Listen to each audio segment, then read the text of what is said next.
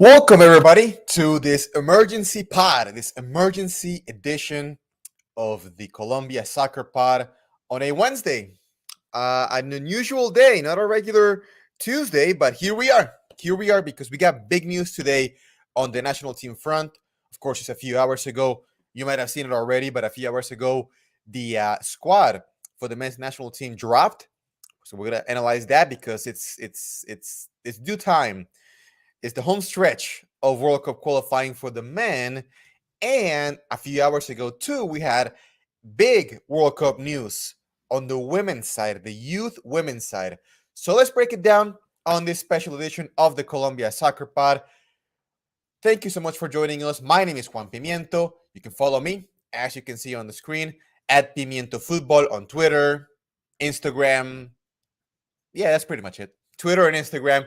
DM me. I'm wide open for DMs on both platforms. So feel free to subscribe, to follow me, and hit me up. And also to subscribe and follow us on our social media. The show on the bottom of your screen, right there. You're going to see throughout the show the names of our different social platforms where you can follow us, so you get all the shows and all the information right there at the palm of your hands. On Facebook, the Colombia Soccer Pod.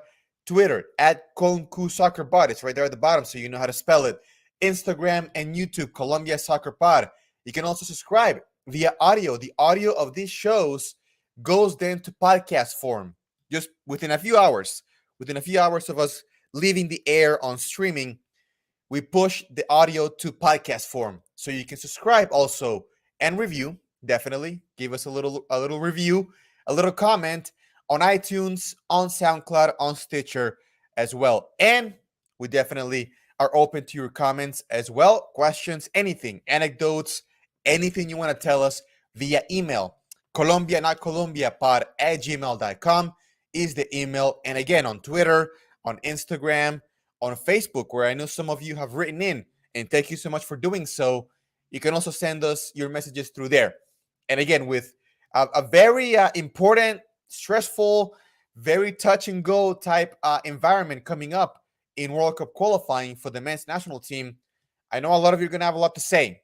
So definitely use us as your platform of choice. If you're watching this, it's because you already do. So thank you so much for tuning in. Definitely hit us up, comments, questions for what we talk about today, anything leading up to the games coming up. Definitely let us know. And in general, about Colombian soccer, again, we follow Liga Betplay, the Colombian league, Liga Femenina, the women's league, of course, the domestic cup competition, Copa Colombia, the second division, Colombians abroad, Colombian clubs in Copa Libertadores and Copa Sudamericana. Hit us up. Again, we're here for you. We're here for you. And we're here for you on this Wednesday to talk about World Cup qualifying. So let's talk about that in a second, because before we get there, I want to go to a special video from something that happened earlier today regarding a World Cup that is going to make us very proud.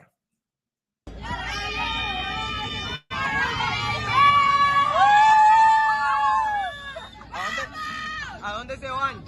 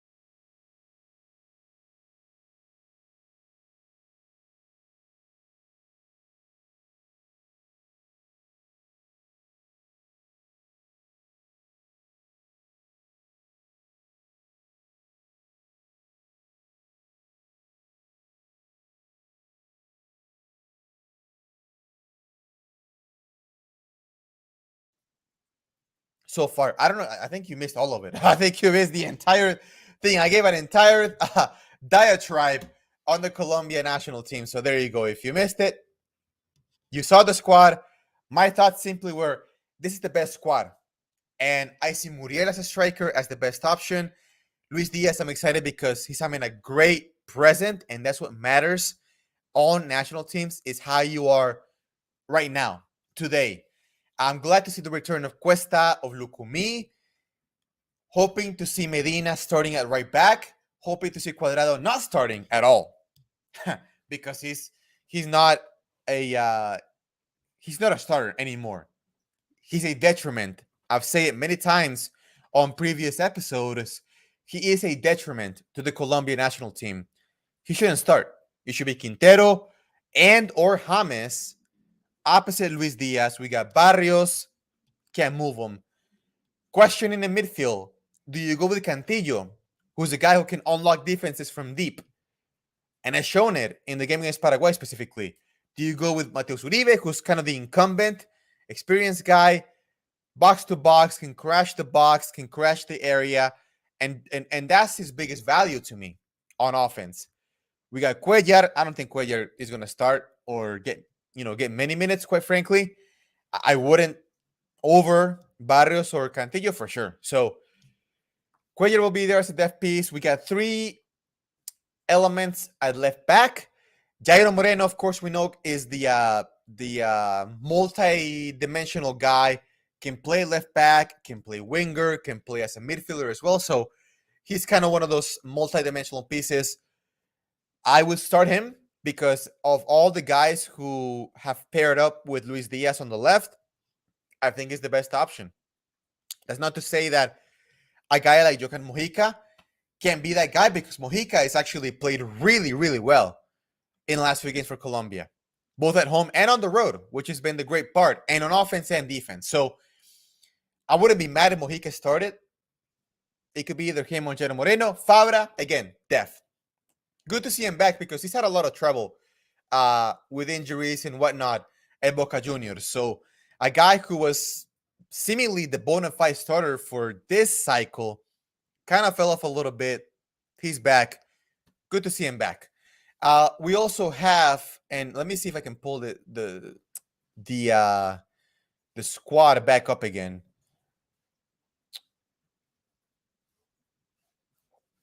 Let me see, just 1 second. There we go. There we go. So okay. So you can see it there.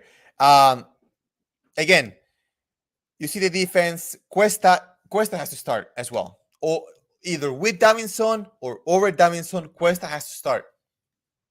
He's the best center back we have today, even at his age. And up top, Muriel and Borré. I think those two can kill defenses pretty quick, especially Bolivia at home. And I am definitely missing, and to me, the most glaring absence of this squad is up top. I think Harold Preciado, I don't think I would have called him up. In his place, the guy who I would have went with is someone who's also been red hot in last month in the Premier League. And that's Juan Camilo, El Cucho Hernandez. I don't get it. I don't get why Rueda doesn't use him, doesn't call him up. Again, especially now. A few months ago, maybe I can give him the benefit of the doubt as far as that Cucho Hernandez was not being used criminally, if I may say so, by Watford.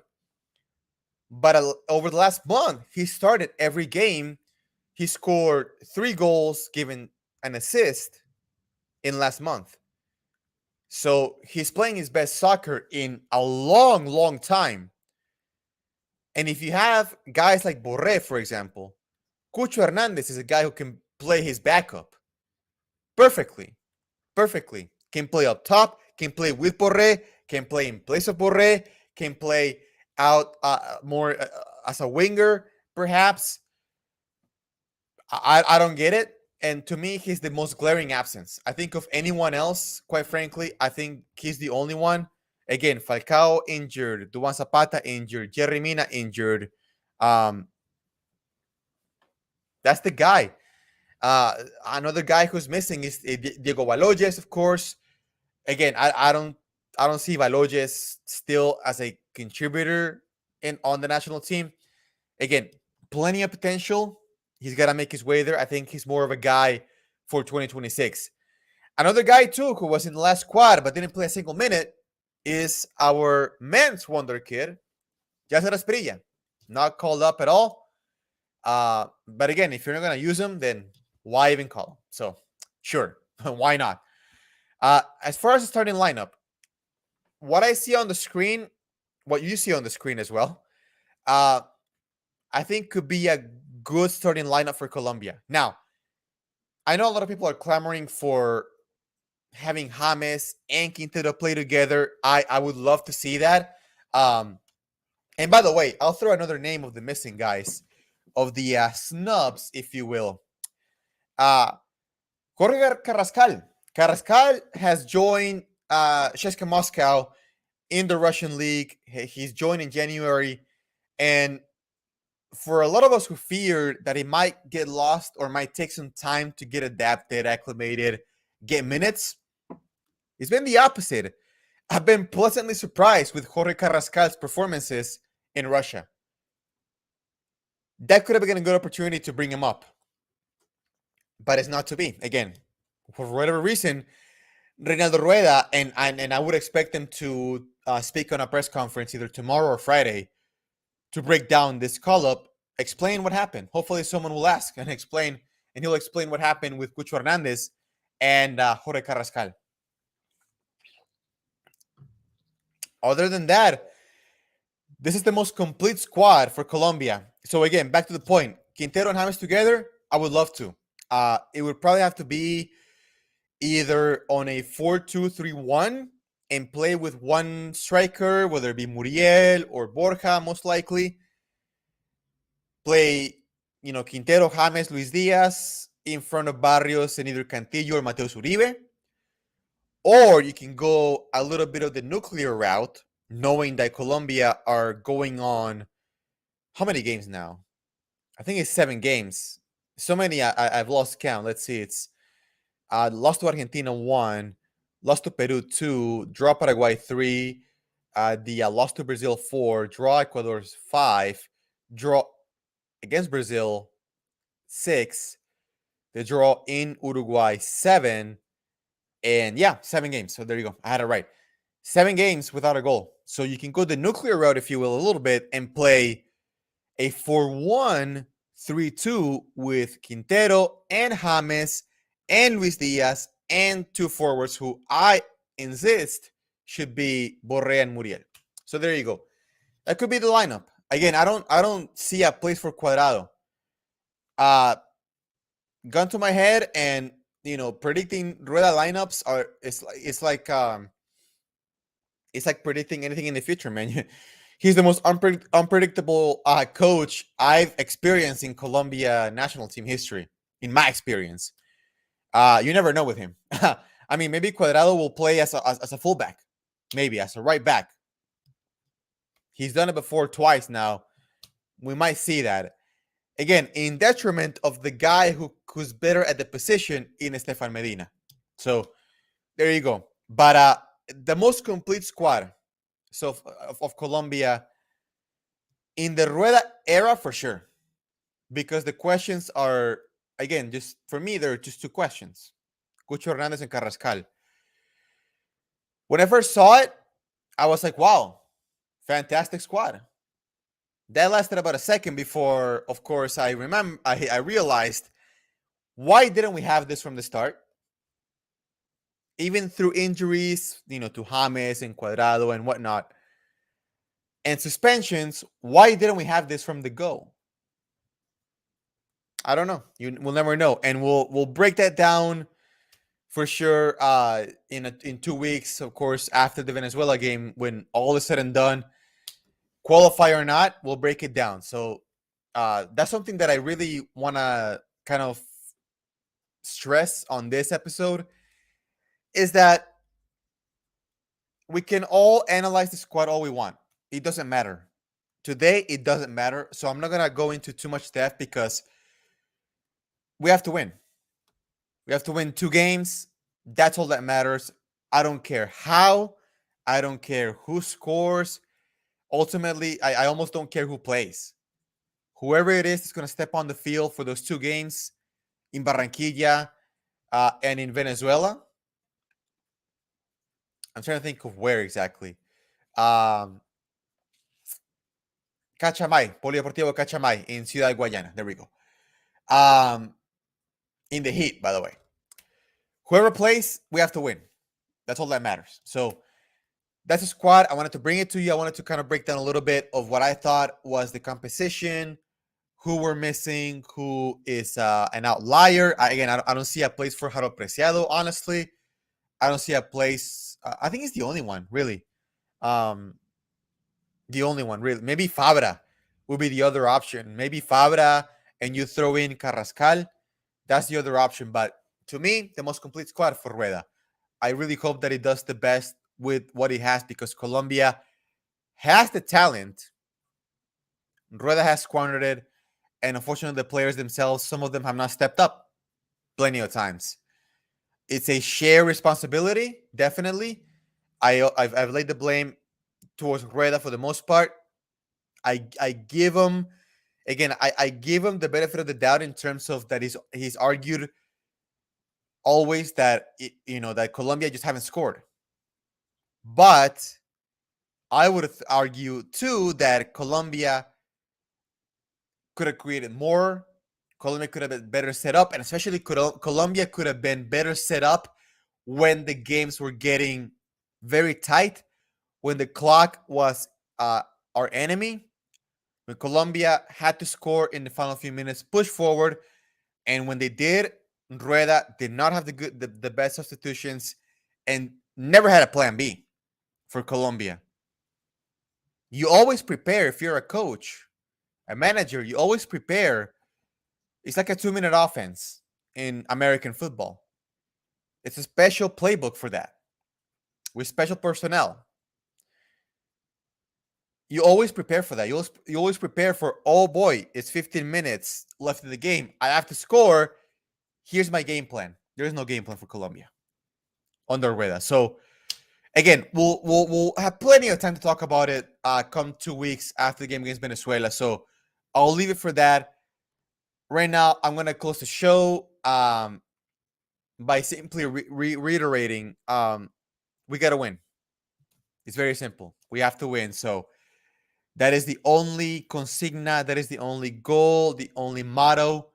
It's winning, no matter how. On that note, thank you so much for joining us. The next time we come to you, as I come back full screen, there we go.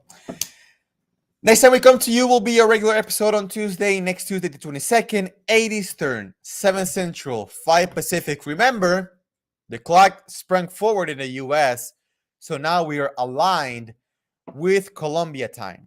So keep that in mind when it comes to the games on Thursday the 24th. It'll be Colombia, Bolivia once again.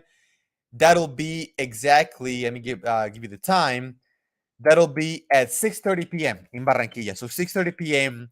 Central Colombia time on the East Coast, 7:30 p.m. on the West Coast Pacific time. It'll be 4:30 p.m. So keep that in mind. For the game against Venezuela, Venezuela has a weird time. It's the same time, I believe, for the Venezuela game.